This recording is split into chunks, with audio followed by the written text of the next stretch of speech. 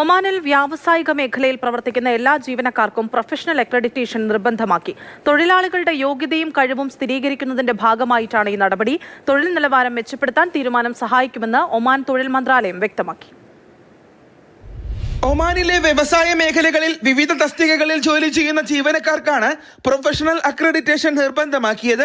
അടുത്ത മാസം 9 മുതൽ തൊഴിൽ മന്ത്രാലയത്തിന്റെ ഔദ്യോഗിക ഓൺലൈൻ പോർട്ടൽ വഴി പ്രൊഫഷണൽ അക്രഡിറ്റേഷനായി അപേക്ഷിക്കണം.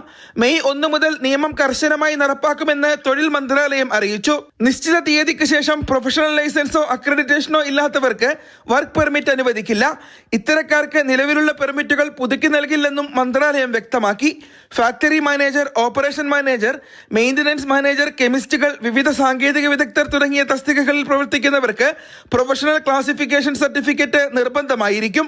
Machine operator, food industry technician, carpenter തുടങ്ങിയ വിഭാഗങ്ങളിലുള്ളവർക്കും പ്രൊഫഷണൽ ലൈസൻസ് അനിവാര്യമാണ്.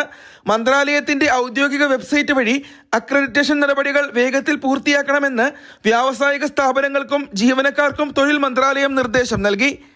Mathrubhumi news, Muscat.